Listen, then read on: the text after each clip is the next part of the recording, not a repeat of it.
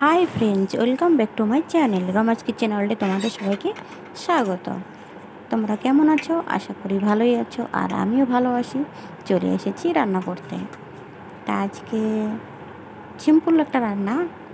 তা চলো, তোমাদের সাথে আমি বেশি কথা না বলে রান্নাটা দেখাই। তা তোমরা পুরো স্কিপ না করে প্লিজ আমার ভিডিওটা দেখতে থাকো। তাই দেখো বন্ধুরা, এখানে আমি সব রকমের সবজি কেটে নিয়েছি। পটল, আলু, তারপরে আর কি টমেটো, তারপরে সজনে, তারপরে কলা আছে এখানে নিয়েছি। আর এখানে আছে জিরে, ধনে আর আদা পেস্ট। আর এখানে আমি সবগুলোকে এখন কেটে নিয়েছি, কেটে ভালো করে জল দিয়ে ধুয়ে নিয়ে এসেছি। আমি কড়াই বসিয়ে দিয়েছি, তেল দিয়েছি, সাদা তেল দিয়েছি। আর এখানে ফোড়নের জন্য জিরে আর গোটা তেজপাতা দিয়ে ভালো করে একটু ফোড়নটা ফুটিয়ে নেব। এখনই দিয়ে দেবো আদা বাটা, আদা আর জিরে বাটাকে দিয়ে কষাতে থাকবো। সিম্পল রান্না, সহজেই তাড়াতাড়ি হয়ে যাবে। আর দিয়ে দিচ্ছি টমেটো কুচি, দিয়ে আরও কিছু সময় নাড়াচাড়া করবো। আর এতে দিয়ে দেবো সামান্য লবণ, টমেটোটা নরম হওয়ার জন্য, যাতে ফটাফট নরম হয়ে যায়, সেজন্য একটু লবণ দিয়ে দেবো।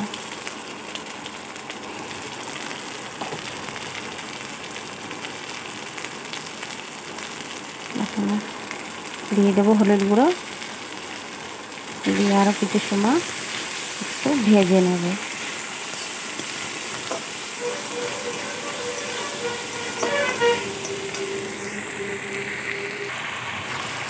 এখানে একটু জল দিয়েছি, মশলাটা পুড়ে যাচ্ছিল, সেই জন্য জলটা দিয়ে একটু ওখানে দিচ্ছি একটু লঙ্কার গুঁড়ো, জাস্ট অল্প লঙ্কার গুঁড়ো দিয়েছি। আপনার দিয়ে আরও কিছু সময় কষিয়ে নেব।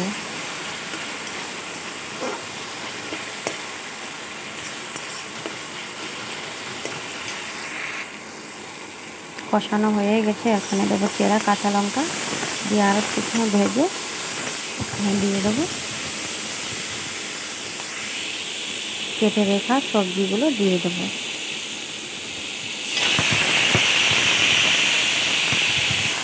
সবজিগুলোর সাথে ভালো করে মশলাটা মাখিয়ে নেব আর 2-3 মিনিট কষাবো।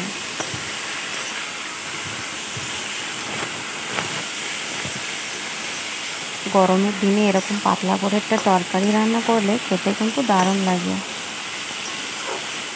বেশি মশলাও খেতে ভালো লাগে না গরমে, তো এইভাবে রান্নাটা করলে দারুণ লাগে খেতে।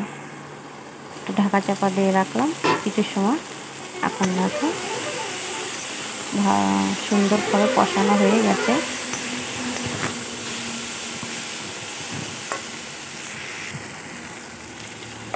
এখন দিয়ে দেবো জল, পরিমাণ মতো একটু জল দিয়ে দেবো। আমি এটুকুই দিয়েছি।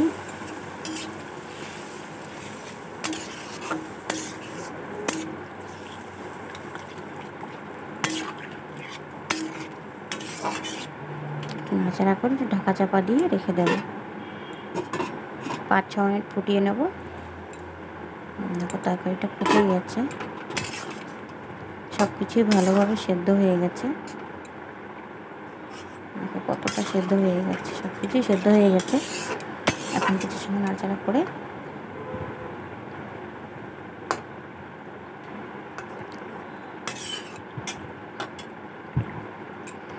আর এখানে একটা 3 পিস মাছ ছিল ফ্রিজে, তো ভাবলাম কী রান্না করব, তা ভাবছি এতেই দিয়ে দিই। তো বরফ তো বললো যে এই তরকারিতে দিয়ে দাও, খেতেও ভালো লাগবে, সেই জন্য আমি মাছ 3 পিসও দিয়ে দিয়েছি। এখন দিয়ে দেবো কুচানো ধনেপাতা কুচি, কিছুটা ধনেপাতা দিয়ে আর কিছু সময় নাড়াচাড়া করে নামিয়ে নেব। খেতে কিন্তু দারুণ লাগে বন্ধুরা, তোমরা এভাবে বানিয়ে খেয়ে দেখো। কত ঝটজলদি রান্নার রেসিপি, কোনো সময়ও লাগলো না। আমার ভিডিওটা যদি ভালো লাগে, একটা লাইক, একটা কমেন্ট, শেয়ার করো, সাবস্ক্রাইব করে আমার পাশে থেকো। আজকের মতন এটুকুই, আগামীকাল দেখা হবে নতুন কোনো রেসিপির সাথে।